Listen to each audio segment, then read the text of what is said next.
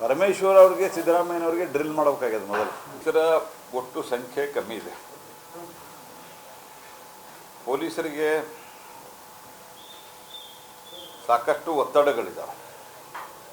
ಪೊಲೀಸರು ತಪ್ಪು ಮಾಡೋದಿಲ್ಲ ಅನ್ನೋ ಎಂದೂ ಹೇಳಿಲ್ಲ. ನಾವು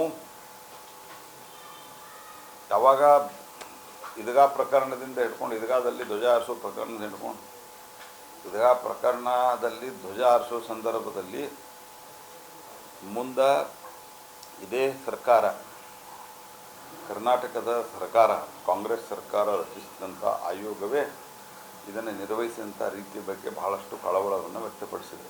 ಆ ಸಂದರ್ಭದಲ್ಲಿ ಒಂದು ಧ್ವಜ ಹಚ್ಚೋದು, high court order was in place. ಆವಾಗ ನಮ್ಮನ್ನು ಒಳಗಡೆ ಹಾಕಿ ಹೊಡೆದು ಎಲ್ಲ ಮಾಡಿದ್ದಾರೆ. ಯಾಕೆ? ಭಾರತ ಧ್ವಜ ಹಾರಿಸೋ ಸಂಬಂಧ. ಈ ರೀತಿ ಪೊಲೀಸರು ಅನೇಕ ಸರ್ತಿ ತಪ್ಪು ಮಾಡ್ತಾರೆ, ನಾವು ಮಾಡೋದಿಲ್ಲ ಅಂತ. ಆವಾಗ ಹೋರಾಟ ಮಾಡೋದಿರುತ್ತದೆ, ಬಾಯಿಂದ ಘೋಷಣೆಗಳನ್ನು ಕೂಗುವುದು, ಇದೆಲ್ಲ ಇದ್ದೇ ಇರ್ತದೆ. ಆದರೆ ಪೊಲೀಸರ ಮೇಲೆ ಕಲ್ಲು ತೂರುವಂಥ ಪ್ರಯತ್ನವನ್ನು ಮಾಡ್ತಾರೆ.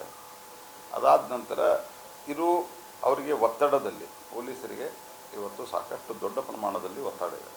ಯಾಕಂದರೆ ಓವರಾಲ್ ಸಂಖ್ಯೆ ಕಮ್ಮಿ ಇದೆ. ಮತ್ತು ಹಿಂದೂ ಕೂಡ ಔರಾದ್ಕರ್ ಏನೊಂದು ಕಮಿಟಿ ಮಾಡಿ ಸರ್ಕಾರ ವರದಿ ಅದನ್ನು ಇಂಪ್ಲಿಮೆಂಟ್ ಮಾಡಿಲ್ಲ ಸರ್ಕಾರ, ರಾಜ್ಯ ಸರ್ಕಾರ. ಸೊ ಹಾಗಾಗಿ ಪೊಲೀಸರು ಸಾಕಷ್ಟು ಒತ್ತಡದಲ್ಲಿದ್ದಾರೆ. ಈ ಒತ್ತಡದಲ್ಲಿದ್ದಾಗ 2 ಗಂಟೆಗೊಮ್ಮೆ ನೀವು ಮಾರ್ಚ್ ಎಲ್ಲಿ ಮಾಡಬೇಕು? ಅವರು ಅಂದರೆ ಒಬ್ಬನ ಅಡ್ಡಾಡ್ಬೇಕು, ನಾವು ಹುಚ್ಚುಗತ್ತೆ ಮಂದಿ ಏನಂತಾರೆ ಹಂಗೆ ಅಡ್ಡಾಡಿದ್ರೆ.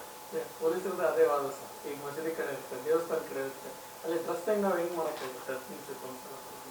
ಅದೇ ಅಂದರೆ ಬುದ್ಧಿಲ್ಲ, ಏನರೇ ಆದೇಶ ಹೊಡಿಸೋದು. ಒಟ್ಟು ಕರ್ನಾಟಕ ಸರ್ಕಾರ ಪೂರಾ ತನ್ನ ಮತಿಭ್ರಮಣೆಗೊಂಡಿದೆ ಅಂತ ನಾನು ಹೇಳೋದು. ಪೊಲೀಸರಿಗೆ ಹೊರಡಿಸಿರುವಂಥ ಈ ಆದೇಶ, ಇದಕ್ಕೆ ಕೌಡೆ ಕಾಸಿನ ಕಿಮ್ಮತ್ತಿಲ್ಲ, ಆಗಲಾರದಂಥ ಆದೇಶ ಇದು.